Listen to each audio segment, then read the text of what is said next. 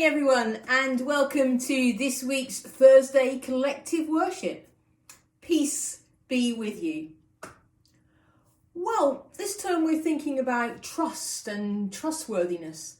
And this morning we're going to carry on thinking about that theme as we think about someone in the Bible that God trusted, but also who trusted God. And his name was Gideon. I bet there's not anyone in school that's called Gideon, is there? If there is, I'll tell you what, get your teacher to email me and tell me which class you're in. Okay, so let's think about this story. If you were a soldier back many thousand years ago, I wonder what you might have taken into battle with you. Well, you might have taken these things, mightn't you? A shield to protect yourself, and a sword to have a fight with. But you know, the soldiers I want to talk about this morning, they didn't take these into battle with them at all. And yet, they won the battle. So we don't need these, do we? So let's get rid of those. Gosh, that almost makes a good frisbee. Right, well, Gideon was hiding.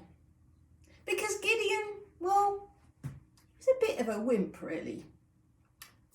He was a bit frightened of his own shadow. And he was certainly frightened of an army. But as Gideon was hiding, God called to him, "Gideon! Gideon!" Gideon didn't answer because he didn't know where the voice came from and he was a bit frightened. The voice called again, "Gideon! Gideon!" And then Gideon thought, okay. So he said, "Hello, I'm here." And the voice said again, "Gideon, Gideon, I need your help." And Gideon was like, well, my help? You want my help? What do you want my help for? And God said, "Gideon, Gideon, come out. I need your help. I want you to help my people. My people are surrounded by the army of the Midianites, and only you can get them released for me." And Gideon was like, "But there's lots of them. There's thousands and hundreds, and they've got shields and weapons and swords, and there's only me." And God said, "I want you to get an army together." So Gideon went out, and surprisingly, and it's very surprising when you think what Gideon's like, 30,000 men wanted to join Gideon's army. So Gideon thought, "Hey, I've done it." And he was really pleased with himself. And he went to God and he said, "God, look, I've got this big army. I'm ready to go." And God said, "You've got too many men. You've got to get rid of some of them."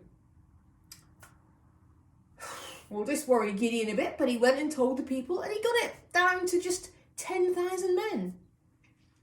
And he went to God and he said, "God, I've got 10,000 now." And God said, Gideon, you've still got too many. I'm going to tell you how to get the size army that we want." And so God whispered to Gideon and told him what to do next. And Gideon went and took his army down to the river. And he told them that he wanted them to drink the water. Now, half of the army, they got on their hands and knees and they went, and they licked it all up just as if they were a dog. While the others scooped the water up and drank it from the palm of their hands. And just as God had told him to do, Gideon sent all the ones that lapped like little dogs, he sent them away, and he kept the ones who'd scooped up the water. Problem was, there was only 300 men. And Gideon went back to God and said, "I've only got 300 and there are thousands of them. How can I possibly win?" And God said, "You can't, Gideon. but I have a plan. And so God told Gideon his plan. And Gideon set forth with his 300 men. But they didn't have swords and they didn't have shields. They had a light in a pot. And instruments that they could blow. Sorry, I haven't got any of those. Instruments that they could blow. And when they got close to the Midianite camp, it was dark. And they crept up. And when Gideon gave the order, they smashed their pots on the ground and they blew their instruments. And there was so much noise going on that all the Midianites, they were just running around. They didn't know what to do. They thought they were under attack by hundreds of thousands of people because all they could see was noise and fire. And when the noise calmed down, even the Midianites that were left, and there was only a few of them, ran away, scared and frightened. And Gideon had won the battle. Or rather, God had won the battle with Gideon's help. Because God trusted Gideon, and Gideon put his trust in God. Well, that's the story, and God proved his trustworthiness, and Gideon proved that he was a trustworthy person. He could carry out the plans that God had given him to do. And I'm sure Gideon went on to do many other things, trusting in God. And being a trustworthy person is really important. It's important that when somebody trusts us to do something, we show that we are trustworthy and that we will go away and we will do those things. And that's the thing about God. We know that whatever the situation, if we put our trust in God, he's always there for us. It might not always seem like it at the time, but that's because we're slightly impatient and we're likely to do what Gideon wanted to do, which is to get as many people together as possible and go and do it. We want to do it now.